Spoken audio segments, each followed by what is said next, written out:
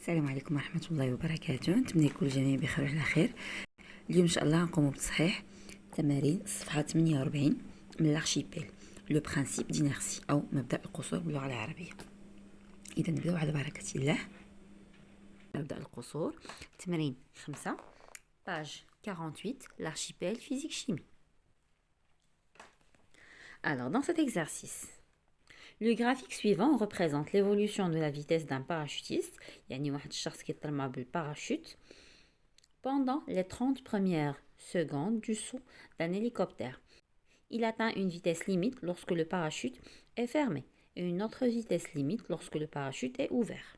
Donc il y a deux vitesses limites. L'oula, elle est atteinte lorsque le parachute est ouvert, ou la deuxième est atteinte lorsque le parachute est fermé. Qui est régulier, c'est un aslan ma fahmtش هاد les graphes. Alors je l'explique. عندنا واحد الشخص كيطلع من المروحيه.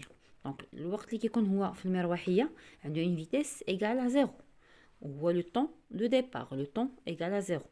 دونك من بعد ما كيتلاح من المروحيه alors la vitesse commence à augmenter, la vitesse augmente sachant qu'il est en chute libre ونازل حتى تأثير وزنه, وبالتالي السرعه كترتفع مع مرور الزمن. لاحظنا ان السرعه في تزايد, دونك عنده ان موفمون اكسيليري, مي ا مومون دوني كنلاحظوا ان هاد لا فيتيس عندها une valeur presque constante.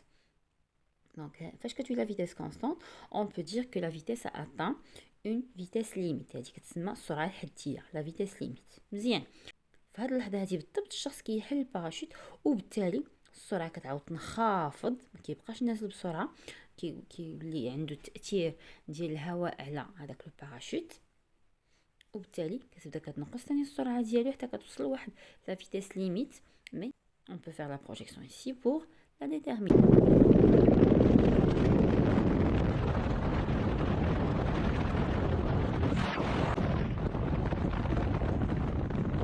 Alors, première question.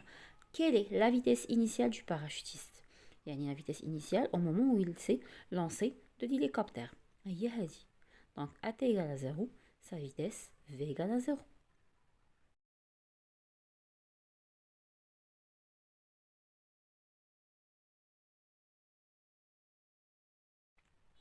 Question B. Au bout de combien de temps le parachutiste atteint-il sa vitesse limite? يعني باش نعرفوا امتى وصل la vitesse limite pendant que le parachute est fermé, غنمشيو نشوفوا امتى ولات عندي une vitesse constante. Donc هي هنايا, alors on peut dire qu'il est atteint au bout de 10 secondes. لاحظوا ابتداء ان هاد اللحظه هذه كتولي السرعه ثابته.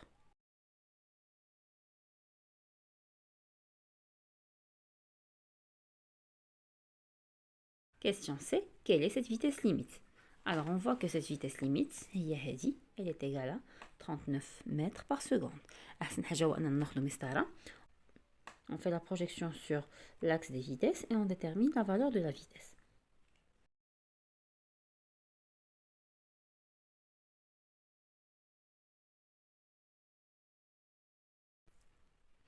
Question D. À quel instant ouvre-t-il son propre parachute?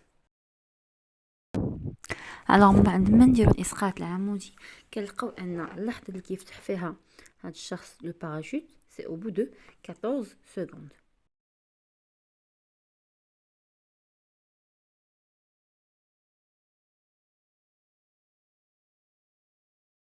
E. Quelle est la distance parcourue entre les instants T1 égale à 26 secondes et T2 égale 32 secondes?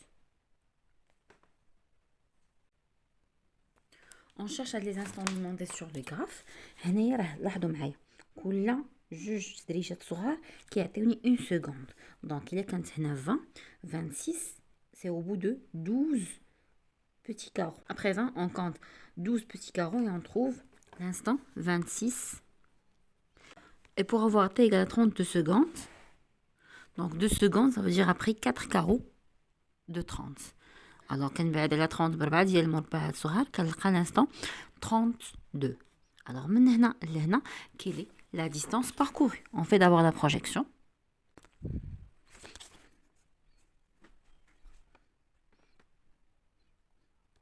عندنا هنا la vitesse égale à 4 mètres par seconde. Le temps, c'est entre 32 et 26, ça veut dire 32 moins 26, on va trouver 6 secondes. Alors ici, on connaît la vitesse, on connaît la durée du temps, delta t, et on cherche la distance.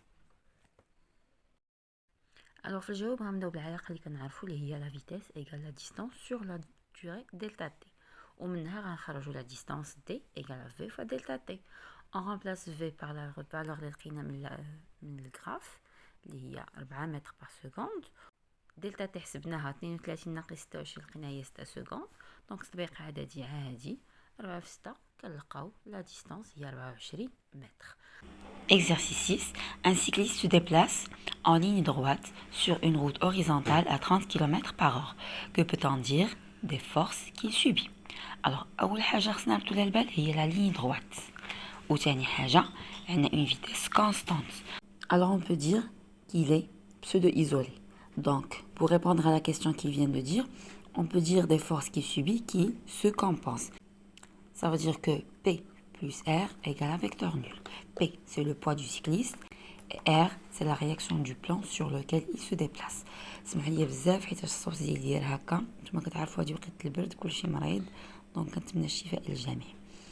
Donc deuxièmement, si on suppose que le mouvement de la Terre par rapport au Soleil est circulaire, uniforme, que peut-on dire des forces qu'il subit? Le fait que le mouvement soit uniforme ما كافياش، يعني باش يكون عندي حركة منتظمة ما كافياش، ضروري تكون عندي حركة منتظمة ومستقيمية. إلا توفرت غير وحدة فيهم ما كيتحقق ليش مبدأ القصور. دونك ملي غتكون عندي حركة دائرية مبدأ القصور لا يتحقق. Donc que peut-on dire des forces qu'il subit? Alors on ne peut pas dire que les forces que subit la Terre se compensent. Donc les forces subies par la Terre ne se compensent pas. Troisièmement, un skieur qui participe à une compétition descend en droite. Donc الشرط الأول تحقق يعني عنده مسار مستقيم en allant de plus en plus vite ولكن السرعة غير منتظمة وبالتالي مبدأ القصور لا يتحقق. Quelle force extérieure subit-il? Alors dans ce cas, il va subir son poids, il va subir la réaction du plan. La réaction du plan est perpendiculaire puisqu'il glisse sur une piste qu'on peut considérer qui ne présente pas de frottement. يعني نعتبر أن السطح ما كاينيش فيه احتكاكات. Donc R غادي تكون متعامدة، B غادي تكون verticale. Que conclure à propos de ces forces? Donc ces forces ne se compensent pas. Donc le principe d'inertie n'est pas vérifié.